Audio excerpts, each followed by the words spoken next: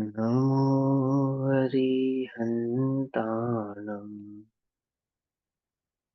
नमो सिद्धाणं नमो आयर्याणम् नमो वज्रायाणम् नमो लोये सवसाहुनम्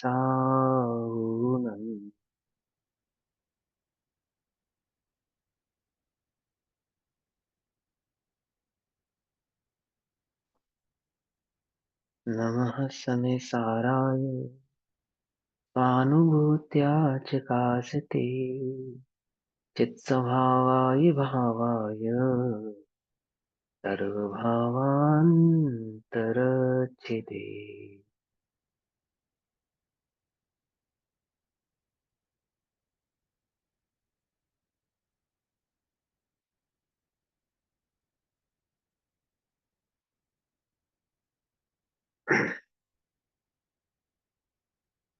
हमारी दोपहर कालीन कक्षा का विषय चल रहा है श्री समयसारजी ग्रंथ।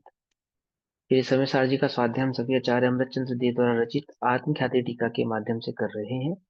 आत्मख्याति टीका में सर्वश्रुत ज्ञान अधिकार गाथा नंबर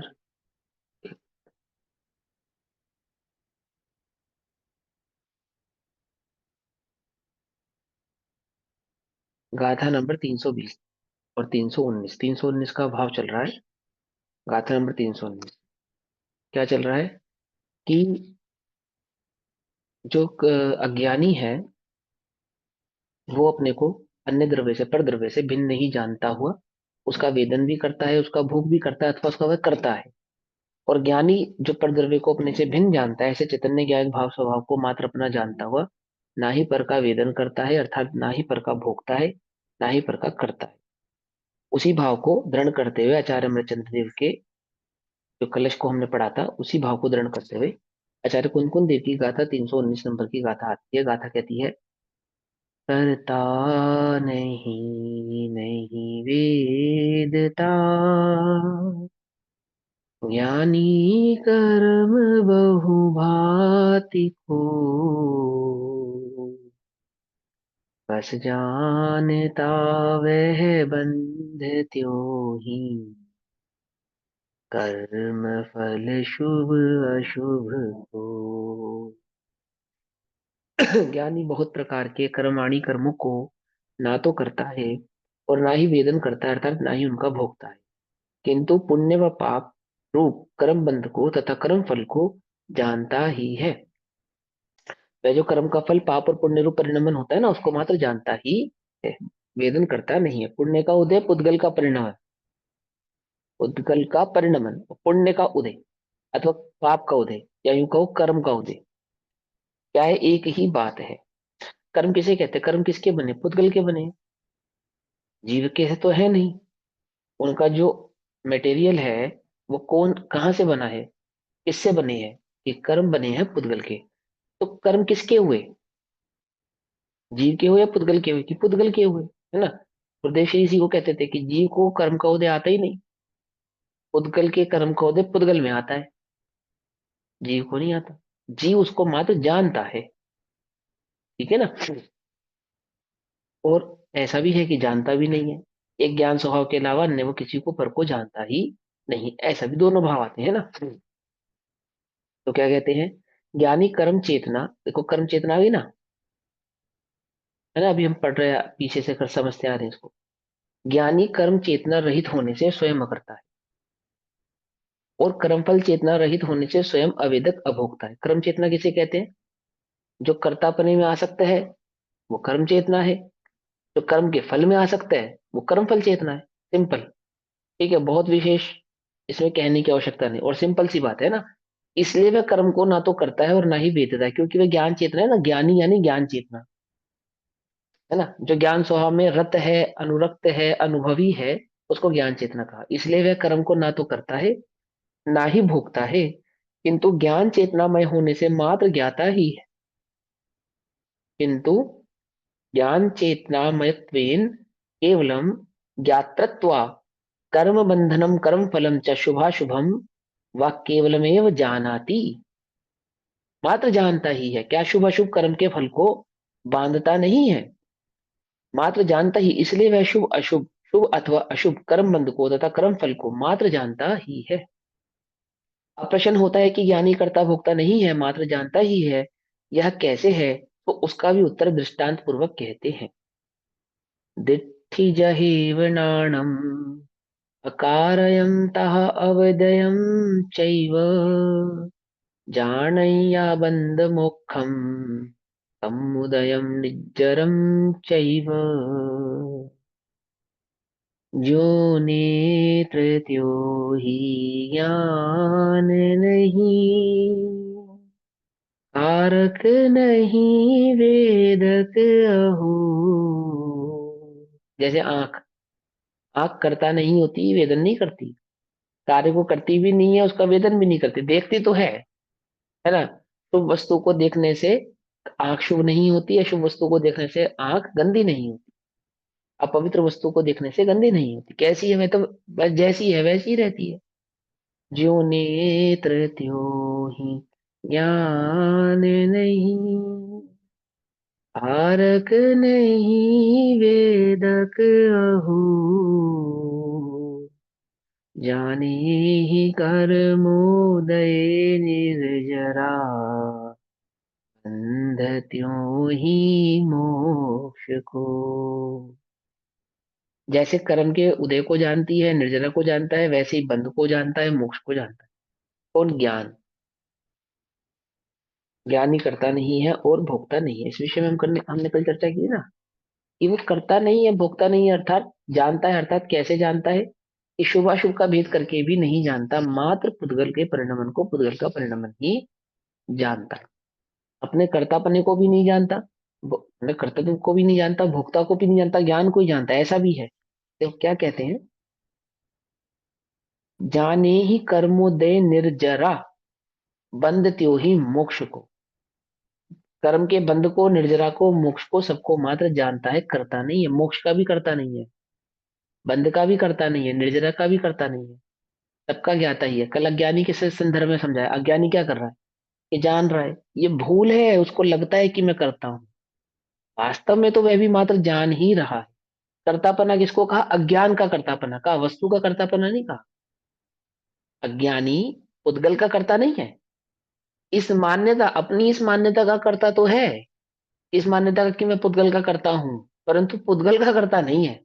ये देखो, यथा एव दृष्टि ही, जैसे नेत्र दृश्य पदार्थों को कर्ता भोगता नहीं है किंतु देखता ही है, उसी प्रकार ज्ञान अकारक तथा अवेदक है। वह मोक्ष बंध कर्मोदय, बंध मोक्ष कर्मोदय तथा निर्जरा को जानता ही है। बंध को भी जानता है, मोक्ष को भी बस जानता है, कर्म के उदय को, निर्जरा को सिर्फ जानता ही है, करता नहीं है। पुद्गल संबंधी किसी भी कार्य को जीव नहीं करता, ये निर्जरा करता है, जीव की नहीं करता।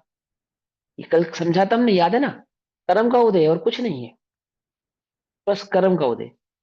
जो सहज भाव है वह भी कर्म का उदय है, जो तीव्र भाव है वह भी कर्म का उदय है, जो बंद भाव है वह भी कर्म का उदय है, और जो निर्जरा है वह भी कर्म का उदय है। ज्ञाता तो उस सभी भावों में मात्र ज्ञाता ही है, ज्ञाता ही है। देखो टीका कहते हैं, जैसे इस जगत में नेत्र दृश्य पदार्थ से अत्यंत भिन्नता के कारण उसे करने, वेदने, भोगने में असमर्थ होने से दृश्य पदार्थ को ना तो करता है और ना ही भोगता है। आंख ने देखा अपवित्र वस्तु, अपवित्र पदार्थ को देखा, तो अपवित्र पदार्थ को देखने के कारण वह अपवित्र पदार्थ वहां आया है, ऐसा नहीं। उस अपवित्र पदार्थ की कर्ता आंख नहीं है, और उसको देखने से आंख अपवित्र होती नहीं है। पवित्र वस्तुओं को देखने से आंख पवित्र नहीं होती, वह कैसी है? जैसी है वैसी ही रहती है, जैसी है वैसी ही रहती है। उसकी कर्ता भुक्ता नहीं होती। बर्फ को देखने से आंख ठंडी नहीं होती, अग्नि को देखने से आंख गर्म नहीं होती, कैसी रहती है? जैसी है वैसी रहती है। यदि ऐसा ना हो तो अग्नि देखने पर देखो, यदि ऐसा ना हो तो अग्नि देखने पर संदुक्षण की भांति अपने को, अर्थात नेत्र को अग्नि का कर्तव्य अर्थात जलाना, और लोहे के गोले की भांति अपने को नेत्र का अर्थात अग्नि का अनुभव दुर्निवार होना चाहिए। जैसे अग्नि का धधकता हुआ गोला होता है ना, अथवा लोहे का कोई गोला तपता हुआ गोला कैसा हो जाता है? लाल, सुर्ख लालमय हो जाता है, अग्निमय हो जाता है। ऐसे ही यदि आंख अग्नि की कर्ता होती देखने भर से, तो जैसे लोहे का लाल गोला धधकता है ना, ऐसे आंखें भी धधकने लगती, एकदम गर्म हो जाती, जलने लगती। क्यों? क्योंकि वे तो अग्नि की कर्ता है। परंतु देखने भर से तो वे कर्ता होती नहीं है, भोक्ता होती नहीं है। मैंने पहले भी समझाया, जो कर्ता होगा वो नियम से भोक्ता होगा। बिना कर्तत्व के भोक्तापना आने वाला नहीं है। दोनों के बीच में अविनाभावी संबंध है। ठीक? क्या है? संदूषण की भांति। संदूषण किसको कहते हैं? अग्नि जलाने वाला पदार्थ। ठीक? भांति। नेत्र अग्नि का कर्तव्य ऐसा जलाना, और लोहे की गोले की भांति अपने नेत्रों को अग्नि का अनुभव दुर्निवार होना चाहिए, बिना किसी बाधा के होना चाहिए। अर्थात यदि नेत्र दृश्य पदार्थ को कर्ता और भोक्ता हो, तो नेत्र द्वारा अग्नि जलनी चाहिए, और नेत्र को अग्नि की उष्णता का अनुभव भी होना चाहिए। किंतु ऐसा नहीं होता। जैसी आंख पेट्रोल को देखेगी क्या होगा? आग लग जाएगी। क्यों? लग जाएगी, नहीं लग जाएगी? क्योंकि आंख अग्नि की करता है। अब बोलो कितना कितना बड़ा बवंडर हो जाएगा, आंख ने पेट्रोल देखा और आग लगा, आग लगी तुरंत।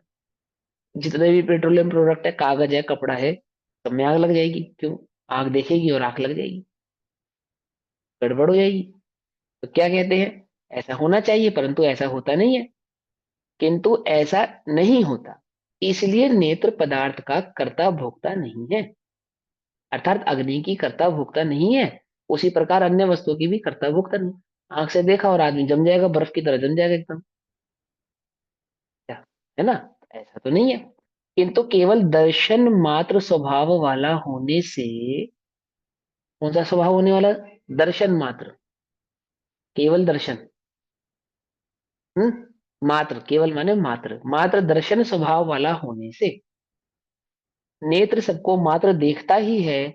उसी प्रकार ज्ञान भी स्वयं नेत्र की भांति देखने वाला होने से, जानना और देखना ये दोनों ज्ञान के ही लक्षण हैं।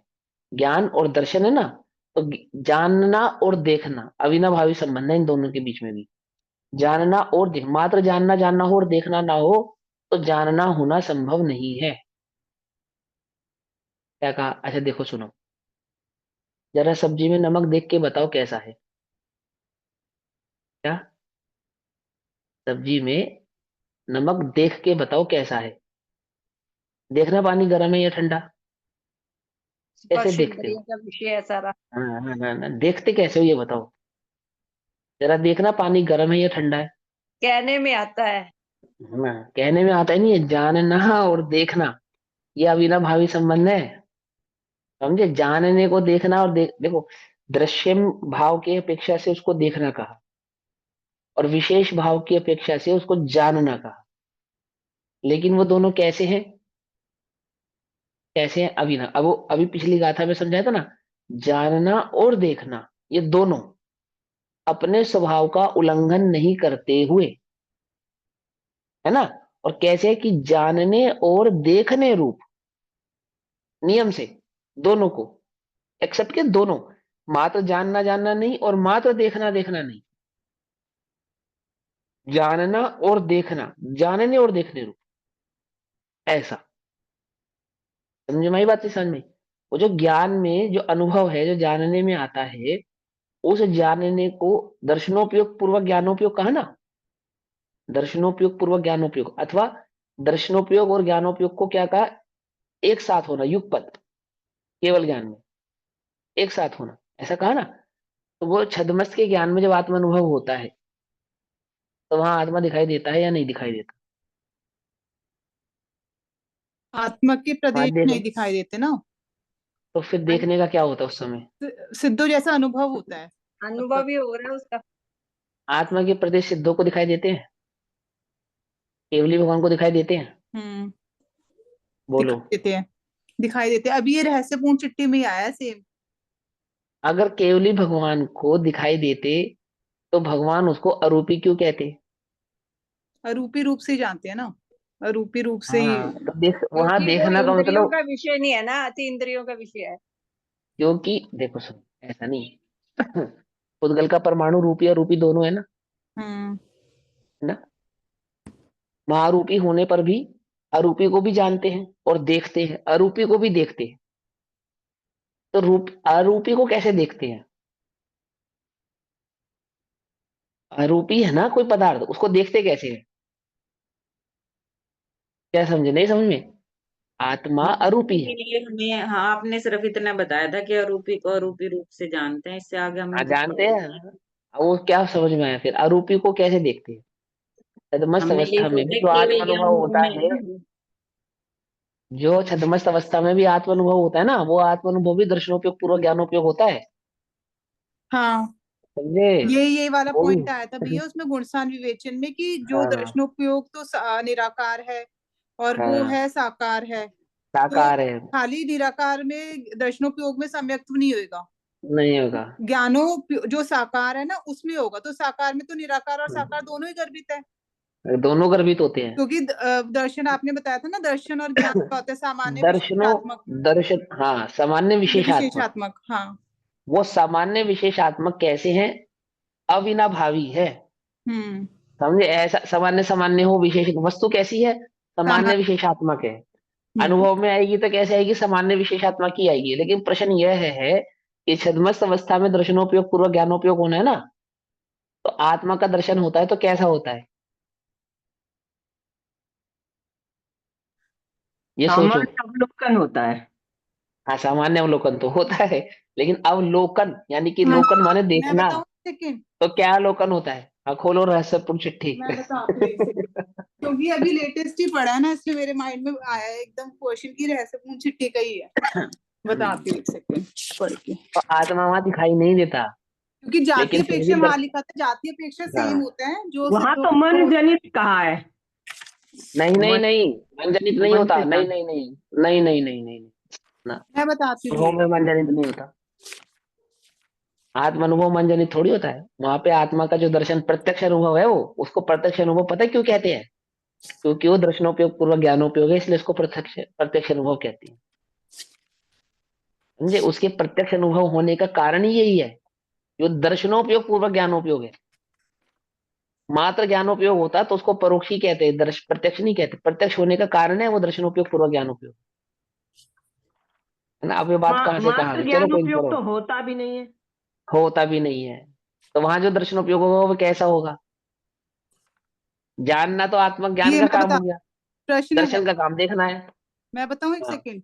हाँ, बोलो बोलो। इसमें है, एक जाति है तो जिस प्रकार केवली सर्वज्ञ सर्वज्ञेयों को प्रत्यक्ष जानते हैं, उसी प्रकार चौथे गुण स्थान वाला भी आत्मा को प्रत्यक्ष जानता होगा। यही प्रश्न है ना? हम्म। आपका भी तो ये प्रश्न है कि आत्मा की हाँ प्रत्यक्ष को हाँ प्रत्यक्ष जानता होगा। तो इसमें क्या लिखा है हाँ। भाई जी, प्रत्यक्षता की अपेक्षा एक जाति नहीं है, सम्यक ज्ञान हम्म। की अपेक्षा एक जाति है। हाँ अब चौथे सुनो, गुणसान। जैसे जैसे हमें ये वस्तु प्रत्यक्ष नजर आती है, हाँ। ऐसा नजर आती है ना, लेकिन वहां पे भी चौथे गुण स्थान में भी जो अनुभव होता है वो प्रत्यक्ष होता है। लेकिन प्रत्यक्ष कहने का मतलब जो इंद्रिय प्रत्यक्ष है, ऐसा प्रत्यक्ष नहीं है वो। लेकिन कैसा प्रत्यक्ष है ये भी समझना पड़ेगा। वो जो अनुभव प्रत्यक्ष है, वो अनुभव प्रत्यक्ष भी मात्र ज्ञानोपयोग प्रत्यक्ष नहीं है, दर्शनोपयोग पूर्वक ज्ञानोपयोग प्रत्यक्ष है। हम्म। वहां दर्शनोपयोग कैसा है? उस अवस्था में दर्शनोपयोग कैसा है? क्योंकि वहां दर्शनोपयोग इतना सूक्ष्म है कि छद्मस के ज्ञान का विषय नहीं बनता। बस इतनी सी बात है, वो छद्मस के ज्ञान का विषय नहीं बनता, इसलिए उसके ज्ञान में नहीं आती वो बात। लेकिन होती वह भी दर्शनोपयोग पूर्वक ज्ञानोपयोग ही है। ठीक है, क्लियर ये हुआ। बात है। मतलब ये आप ये कहना चाह रहे हो कि हाँ दर्शन जो सम्यक होगा वो दर्शनोपयोग हाँ, पूर्वक ही होगा।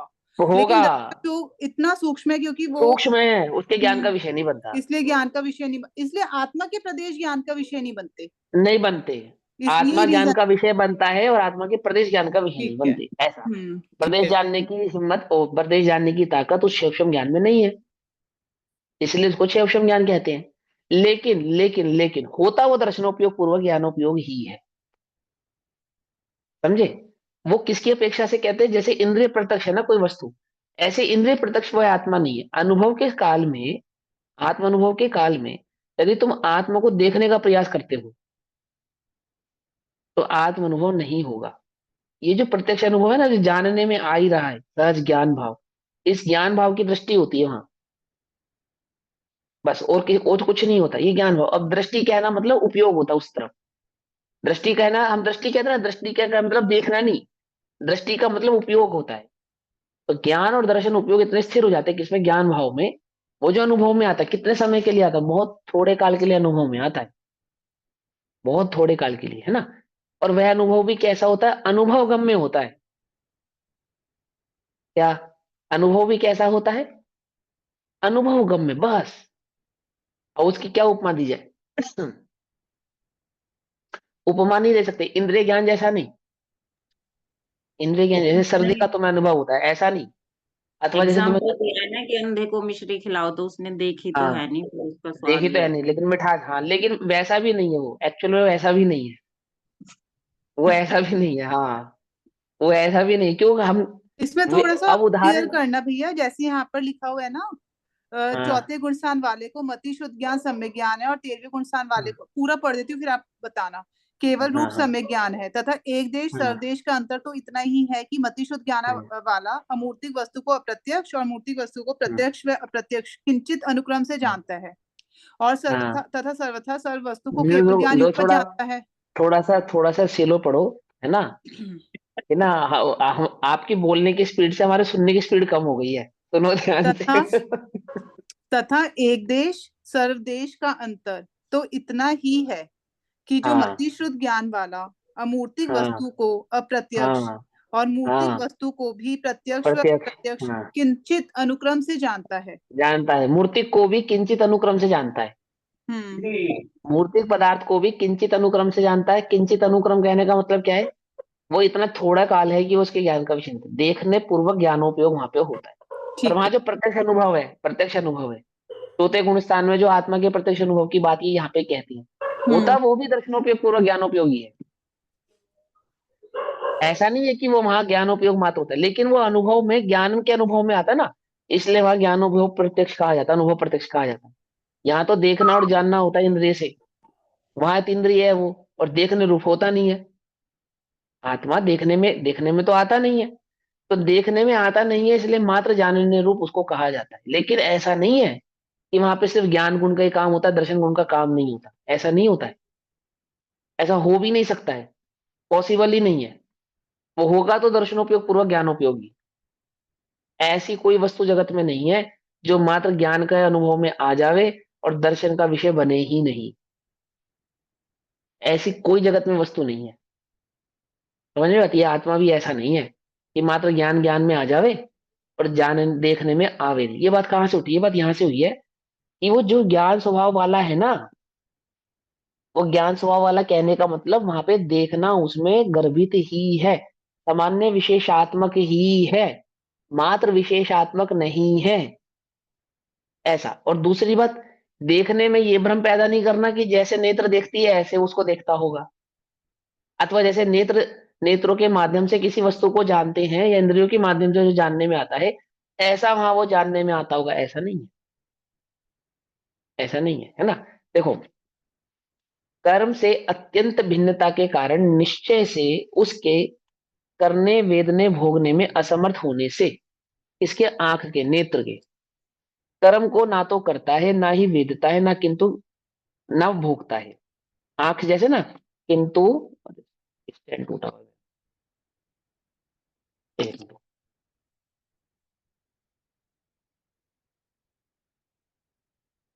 हाँ देखो क्या लिखा है, किंतु केवल दर्शन मात्र स्वभाव वाला होने से वह नेत्र, अभी आंख की बात चल रही है।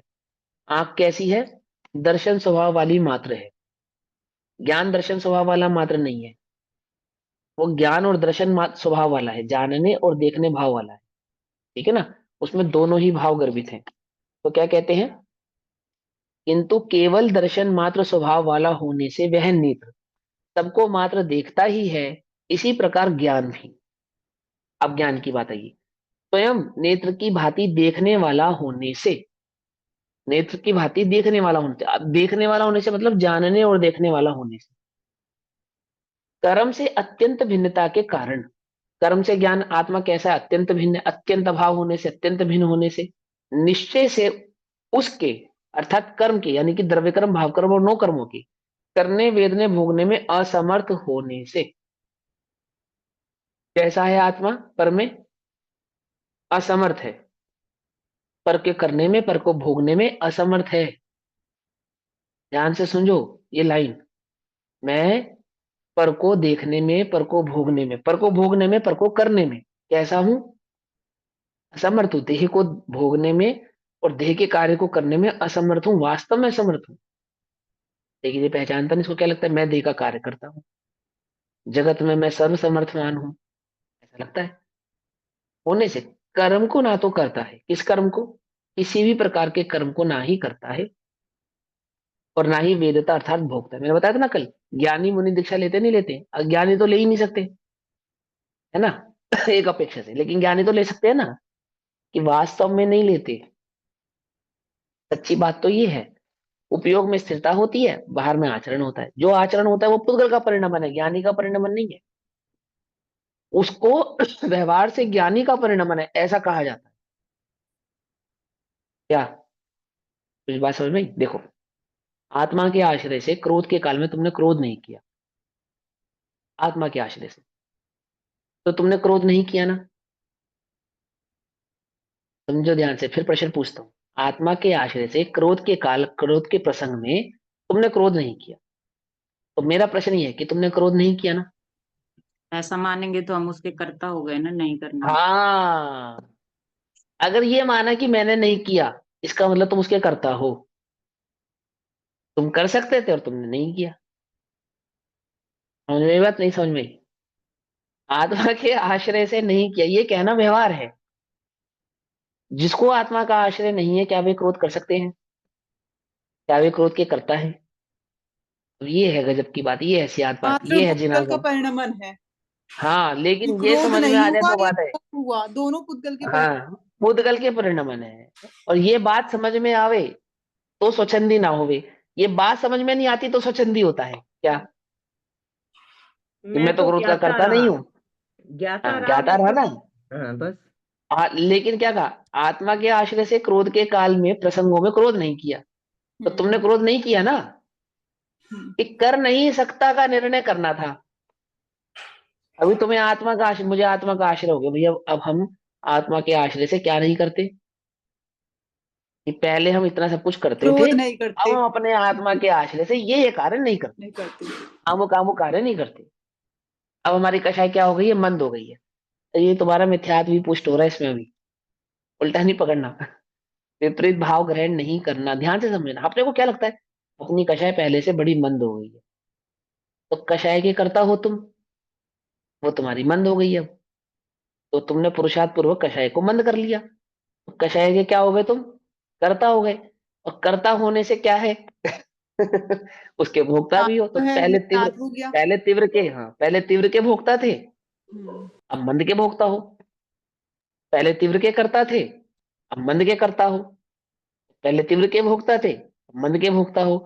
जो पर का कर्ता भोक्ता होता है वो मिथ्यात्व दृष्टि, मिथ्यात्व में ही रत रहता है, कर्म बंध उसको होता ही होता है। अभोक्ता कर्ता कौन है?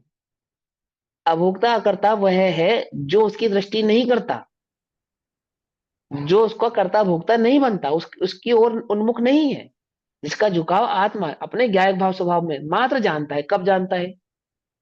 कब जानता है? देखो क्या लिखा है, स्पष्ट लिखा है। बंध को भी जानता है, मोक्ष को भी जानता है, कर्म को के उदय को भी जानता है, और निर्जरा को भी जानता है। पाप पुण्य को मात्र जानता है, करता नहीं। मैं पहले पाप करता था, अब पुण्य का करता हूं। जब उदय आता पहले है मैं तो तीव्र, उसको उसका ज्ञाता ही है बस।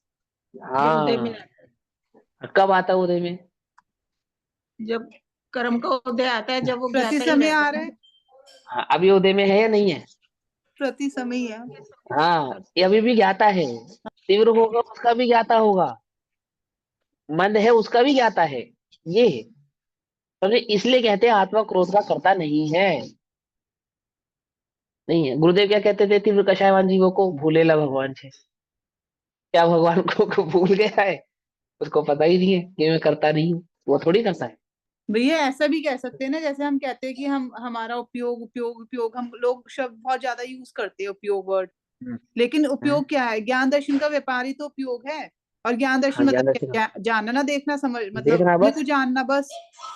हाँ, जब लेकिन उपयोग का मिथ्या, अर्थ हम इतना लेकिन ज्यादा मिथ्या यूज भाव, करते मिथ्या हैं। हाँ जानना और सम्यक जानने में अंतर है बस, ना। हाँ यही तो उसको अंतर पर हम। में एकत्व भाव से जानता है और भिन्न भाव से जानता है, ऐसा। हम्म, एकत्व भाव से जानना और भिन्न भाव से जानना, ये तत्व निर्णय तत्व अभ्यास, हम्म, समझे ना। ये कषाय की मंदता में भेद विज्ञान और कषाय की तीव्रता में भेद विज्ञान। बोले क्या भेद विज्ञान? करता ही नहीं है वो उसका, ये है भेद विज्ञान। वास्तविक भेद विज्ञान ये है, मात्र जानने वाला है, ऐसा है वो। तो क्या कहते हैं, किंतु कर्म से अत्यंत भिन्नता के कारण निश्चय से उसके करने वेदने में असमर्थ होने से, करने और वेदने यानी करते में, करने और भोगने में असमर्थ होने से, कर्म को ना तो करता है, कौन से कर्म को, तीव्र कर्म को ना तो करता है, ऐसे लिखा है ना, ऐसे लिखा है ना, या मंद कर्म को लिखा है, मात्र कर्म लिखा है ना, कर्म, उसमें तीव्र और मंदता का भेद नहीं है।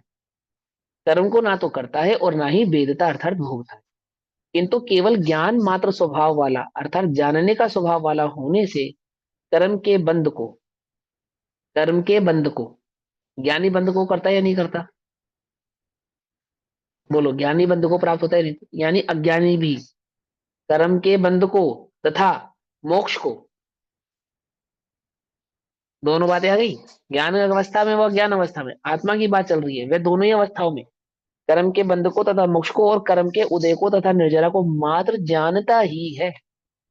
केवलमेव जानति, ज्ञान मात्र स्वभावत्वात् तो कर्म बंधम मोक्षम व कर्मोदयम निर्जराम व केवलमेव जानाति, मात्र जानता ही है। 2000 वर्ष पहले आचार्य अमृतचंद्र देव लिख रहे हैं ये, किसी जंगल में बैठ के, किसी ताड़पत्र पे, कि तुम क्या कर रहे हो भैया, जानता ही है, उसका करता नहीं है, करता नहीं है। ज्ञान का स्वभाव नेत्र की भांति दूर से जानना है। दूर से जानना है मतलब एक में एक होता नहीं है, उस रूप प्रवर्तता नहीं है, ऐसा। ठीक, इसलिए ज्ञान के कर्तत्व भोक्तत्व नहीं है। ज्ञान में क्या नहीं है? कर्तापना नहीं है और भोक्तापना नहीं। कर्तत्व भोक्तत्व मानना अज्ञान है। मैं पर को करता हूं अर्थात पर को भोगता हूं, यह ज्ञान है। यहाँ कोई पूछता है कि ऐसा तो केवल ज्ञान है,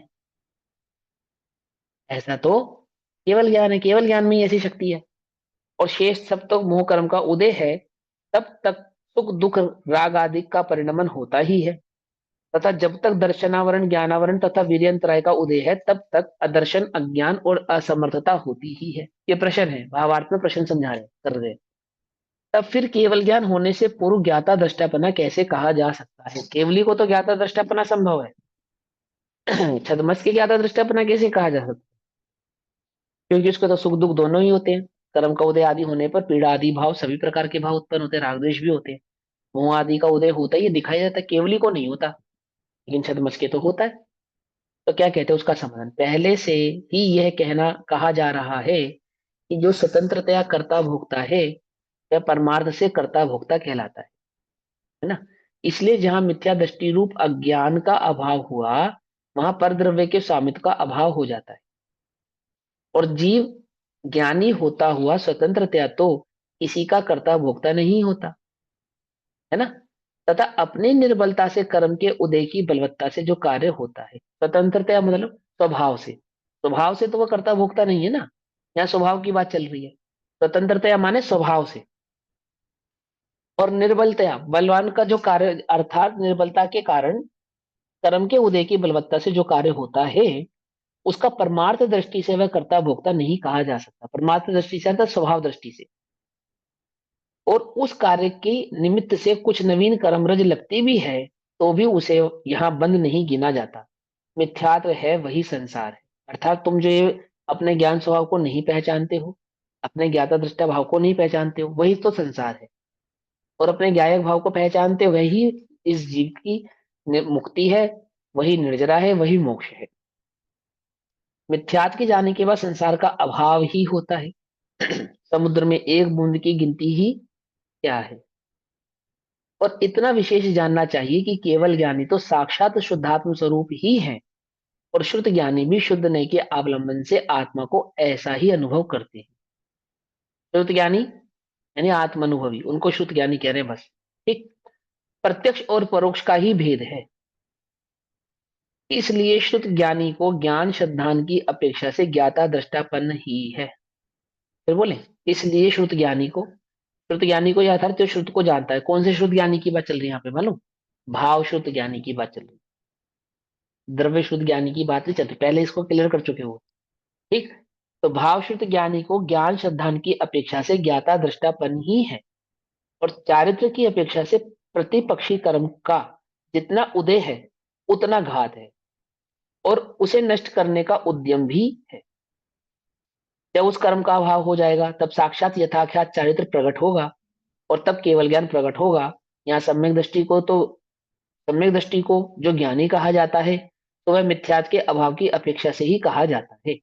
यदि ज्ञान सामान्य की अपेक्षा लें तो सभी जीव ज्ञानी हैं, और विशेष की अपेक्षा ले तो जब तक किंचित मात्र भी अज्ञान है तब तक ज्ञानी नहीं कहा जा सकता है ना। ज्ञान स्वभाव की अपेक्षा से ज्ञानी, और ज्ञान स्वभाव को नहीं जानने की अपेक्षा से अज्ञानी। जैसे सिद्धांत ग्रंथों में भावों का वर्णन करते हुए जब तक केवल ज्ञान उत्पन्न ना हो तब तक, अर्थात 12वें गुण स्थान तक अज्ञान भाव कहा है। कौन सा अज्ञान भाव कहा है? केवल ज्ञान की अपेक्षा से। उपशम ज्ञान को अभाव अज्ञान भाव कहते हैं। वहां पे कुज्ञान या मिथ्या ज्ञान को अज्ञान नहीं कहते। ज्ञान के कम भाव को अज्ञान कहते हैं, शेवशम भाव को अज्ञान कहते हैं। ठीक है, कुछ उगड़ा है ना, पूरा नहीं है, इसलिए सिद्धांत ग्रंथों में अज्ञान कहा है। अज्ञान भाव कहा है। इसलिए जहां यहाँ जो ज्ञानी अज्ञानीपना कहा है वह सम्यक की और मिथ्यात्व की अपेक्षा से ही जानना चाहिए। अब जो जैन साधु भी सर्वथा एकांत के आश्रय से आत्मा को कर्ता ही मानते हैं, उनका निषेध करते हुए आगामी गाथा का सूचक श्लोक कहते हैं। तो ऐसे जैन साधु आचार्य अमरचंद्र देव के समय, आचार्य कुंदकुन देव के समय भी थे, जो आत्मा को एकांत रूप से कर्ता मानते थे, अकर्ता नहीं मानते थे। अर्थात अपने ज्ञान भाव का तो करता है, इसमें तो कोई दो राय नहीं है, पर तो ज्ञान स्वभाव की अपेक्षा से अकर्ता है। तो ऐसे स्याद भाव को ना पहचानने वाला, मात्र आत्मा को राग द्वेष मोह आदि का कर्ता कहने वाला एकांत भाव से, उसके लिए आचार्य देव क्या कहते हैं? ये तो कर्तारात्मानं पश्यन्ति तमसा ततः सामान्य जन विशेष सामान्य जनवत्तेषां ना मोक्षोपि मुमुक्षताम्। ये तो तमसा तात आत्मनं कर्तारम पश्यन्ति, जो अज्ञान अंधकार से आच्छादित होते हुए आत्मा को कर्ता मानते हैं आत्मा को कर्ता देखते हैं, अथवा आत्मा को कर्ता मानते हैं। कौन? जो अज्ञान अंधकार से, मोह की तीव्रता के कारण, जिनको मोह की तीव्रता है, मोह तीव्रता के कारण आच्छादित होते हुए मतलब मोह से ढके हुए, मोह के तीव्र उदय के कारण आत्मा को कर्ता मानते हैं। मोक्षताम अपि, वे भले ही मोक्ष के इच्छुक हो तथापि, मोक्ष के इच्छुक हो मतलब जैन हो, देवशास्त्र गुरु के अनुयायी हो, तो भी तथापि सामान्य जनवत, सामान्य लौकिक जनों की भांति तेषाम मोक्षः न, उसकी भी मुक्ति नहीं होती। जैसे जैसे देव शास्त्र गुरु की श्रद्धा नहीं करने वाले को मुक्ति नहीं होती, ऐसे ही देव शास्त्र गुरु की श्रद्धा करने वाले को भी यदि वह आत्मा को सर्वथा करता ही मानता है तो उसे मुक्ति नहीं होती, ऐसा कह रहे हैं आचार्य देव। ठीक, क्या कहते हैं? गाथा करते, पाठ पढ़ते हैं। गाथा 321, 322 और 323। आचार्य कुंद देव कहते हैं, लो यस्य कोणदिविणहु सुरनारयतिर्यमाणुषे सत्ते समणाणं पियप्पा यदि कुवदि छविहे काये लो यस्य मण लो यस्य मणानमेयं सिद्धन्तं जैन दिशदी विशेषो लो यस्य कुणैर्विणः समणानवि अपौ कुणदी एवं नाको विमोक्षो दिशदि लोय सम्मणान दोहंपि नित्यं कुव्वन्ताणं तदेव मयणूय सुरे लोये। जो लोक माने देव नारक आदि जीव विष्णु करे, संसार के रचयिता, संसार के पालन करने वाले विष्णु, जो लोक माने देव नारक, आदि जीव विष्णु करे, क्यों श्रमण भी माने कभी, चटकाए को आत्मा करे। क्या? जैसे विष्णु मानता है कि वह लोक को करता है, विष्णु वाले मानते हैं, ऐसे तुम मानते हो कि षटकाय यानी कि षटकाय के जीवों को करने वाला ये जीव है। ठीक है, तो क्या अंतर है तुम में और उस विष्णु में? एक ही बात हो गई। तो लोक मुनि सिद्धांत एक ही, लोक का और मुनि का सिद्धांत तो एक हो गया, जैन का और अजैन का सिद्धांत तो फिर एक ही हो गया। तो लोक मुनि सिद्धांत एक ही, भेद इनमें नहीं दिखे, विष्णु करे जो लोक मत में, रमण मत आत्मा करे। इस भांति लोक मुनि उभय का, दोनों का ही, लोक का, लोक की मान्यता वालों का और उस मुनि का, इस भांति लोक मुनि उभय का, मोक्ष कोई नहीं दिखे, जो देव मानव असुर के, त्रैलोक को नित्य ही करे। हम्म? लोयस्य, लोकस्य अर्थात लोक के, लोयस्य अर्थात लोक के, लौकिक जनों के मत में, कुणदी सुर नार कीर्तयंचानुशान सत्तावान, सत्तवान देव नार के त्रियंज मनुष्य प्राणियों को, सत्तवान यानी अस्तित्व है जिनका, अस्तित्ववान जीवों को, प्राणियों को, विष्णु करोति करता है, च यदि श्रवणानाम अपि अर्थात श्रवणों के मंतव्य में भी, शनिधान कायान छह कायों के जीवों को आत्मा करता है, छह काय के जीवों को आत्मा करता रहता है, छह कायों के जीवों की रक्षा अथवा छह काय के जीवों की हिंसा, ऐसा। ठीक है, उनकी हिंसा अथवा उनकी रक्षा जीव करता है, अगर ऐसा माने, काय को आत्मा करता है। तो यदि लोक श्रमण मान, तो लोक और श्रमणों का एक सिद्धांत हो गया, वहां बस विष्णु करता है, यहाँ आप करता बन गए। विशेष न दृश्यते, इनमें कोई अंतर दिखाई नहीं देता। जो परमाणु मात्र का करता है वो लोक मात्र का करता है, जो पूरे संपूर्ण लोक का करता है वो परमाणु मात्र का करता है। तुम एक परमाणु के कर्ता बनते हो, वो पूरे लोक का कर्ता बनता है। क्या अंतर है बताओ, तुम में और अन्य में क्या अंतर है? 1 रुपए की चोरी और 1 लाख की चोरी में क्या अंतर है? बोलो। पर हम 1 रुपए की चोरी को चोरी नहीं मानते। लेकिन वो चोरी है। क्या कहा? चोरी है ना?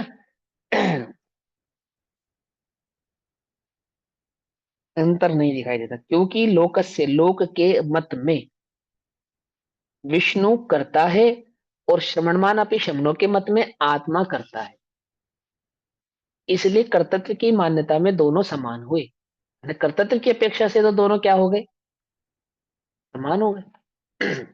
इस प्रकार सदैव मनुजासुरान लोकान, अर्थात देव मनुष्य और असुर लोक को नित्यम कुर्वंताम, सदा करते हुए, अर्थात तीनों लोक के कर्ता भाव से निरस्त प्रवर्तमान, ऐसे लोक श्रमणाम द्वेषाम अपि, उन दो लोक और श्रमण दोनों का, जो छह काय के जीवों का कर्ता बन रहा है, जो पूरे लोक का कर्ता बन रहा है, दोनों में कोई विशेष अंतर नहीं दिखाई देता। ऐसे लोक का अथवा जीवों का कर्ता बनने वाले वे लौकिक जन और वह श्रमण यानी कि साधु, दोनों का कोपी मोक्षा, कोई मोक्ष न दृश्यते, दिखाई नहीं देता। जैसे अन्य जन का नहीं दिखाई देता, ऐसे उस श्रमण का भी दिखाई नहीं देता, जो अपने को कर्ता मानता है। इसका अन्य का कर्ता मानता है उसका। ठीक है, जो आत्मा को कर्ता ही देखते हैं, मानते हैं, वे लोकोत्तर हो तो भी लौकिकता को अतिक्रमण नहीं करते। लोकोत्तर अर्थात जिन्होंने लोक को छोड़ दिया हो, देवशास गुरु की शरण में आके जिन्होंने मुनिव्रत धारण कर लिया हो, लोकोत्तर अर्थात लोक को छोड़ने के बाद भी जो आत्मा को कर्ता मानते हैं, पंच महाव्रत आदि धारण करने के बाद भी जो आत्मा को कर्ता ही देखते हैं, कर्ता ही मानते हैं, वे क्या करते हैं? लौकिकता का अतिक्रमण नहीं करते, अर्थात लौकिकता में ही व्याप्त रहते हैं, उसको छोड़कर नहीं आए। अतिक्रमण यानी उससे बाहर निकलना। लौकिकता से क्या वो बाहर निकल कर नहीं आए अभी, लौकिकता का अतिक्रमण नहीं करते, अर्थात लौकिकता से बाहर नहीं निकले हैं, लौकिकता में ही बैठे हैं, वहीं पे अभी उनका अभिप्राय वहीं बैठा है। क्योंकि लौकिक जनों के मत में परमात्मा अर्थात विष्णु देव नारकादि कार्य का करता है, अर्थात वो चार गति के जीवों के दुख सुख का करता है। क्यों भैया, क्यों दुखी हो? जाही विधि राखे राम ताही विधि रहिए, सीताराम सीताराम सीताराम कहिए, है? है ना? क्यों? क्योंकि तुम्हें रखने वाला कौन है? सबके दास कबीर कह गए सबके दाता राम, है ना?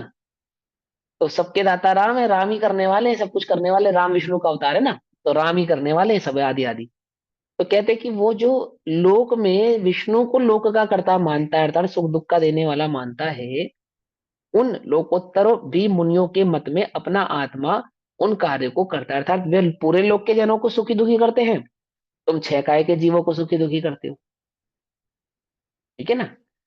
इस प्रकार दोनों में अप सिद्धांत की समानता है, अर्थात एक जैसे सिद्धांत की समानता है, अर्थात मिथ्या या भूल धरा सिद्धांत की समानता है। भूल है, अप सिद्धांत, अप माने खोटा, जैसे अपराध, ऐसे अप सिद्धांत यानी खोटा सिद्धांत की मान्यता। इसलिए आत्मा के नित्य कर्तृत्व की उनकी मान्यता के कारण लौकिक जनों की भांति लोकोत्तर पुरुष अर्थात मुनियों का भी मोक्ष नहीं होता। उन मुनियों का भी मोक्ष नहीं होता जो लोक की भांति षटकाय के जीवों के कर्ता बनते हैं, अर्थात सुख दुख के कर्ता बनते हैं, अन्य के सुख दुख के कर्ता बनते हैं। जो आत्मा को कर्ता मानते हैं, एकांत कर्ता मानते हैं, अपेक्षा से कर्ता कहा है, उस अपेक्षाकृत भाव को ना मानकर एकांत भाव से जो कर्ता मानते हैं, वे भले ही मुनि हो गए हो तथापि वे लौकिक जन जैसे ही हैं, क्योंकि लोक ईश्वर को कर्ता मानता है और मुनियों में आत्मा को कर्ता माना है। इस प्रकार दोनों की मान्यता समान हुई, इसलिए जैसे लौकिक जनों को मोक्ष नहीं होता, उसी प्रकार उन मुनियों की भी मुक्ति नहीं है। जो कर्ता होगा वह कार्य के फल को भी अवश्य भोगेगा, और जो फल को भोगेगा उसकी मुक्ति कैसे होगी? कर्ता भोगता है ना, पर का कर्ता भोगता हो गया, उसकी मुक्ति कैसे होगी? होगी नहीं। अब आगे के श्लोक में ये कहते हैं कि परद्रव्य और आत्मा का कोई भी संबंध नहीं है, इसलिए उनमें कर्ता कर्म संबंध भी नहीं है।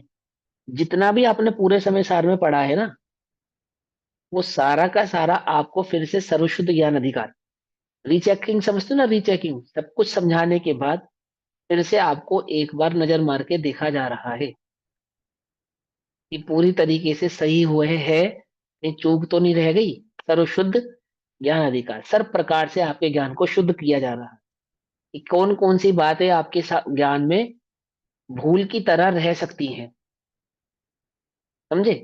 तो भूल को निकाल दे, सर्व प्रकार से शुद्ध, सर्वशुद्ध ज्ञान अधिकार। फिर से बताएंगे आपको कर्ता कर्म अधिकार के संदर्भ में, कि अब आगे के श्लोक में फिर से कहते हैं कि परद्रव्य और आत्मा का कोई संबंध नहीं है, इसलिए उनमें कर्ता कर्म संबंध भी नहीं है। श्लोक नंबर 200। तो 200 नंबर का श्लोक हम कल पढ़ेंगे। तक के लिए सभी को जय जिनेन्द्र, ओम नमः सिद्धेभ्य।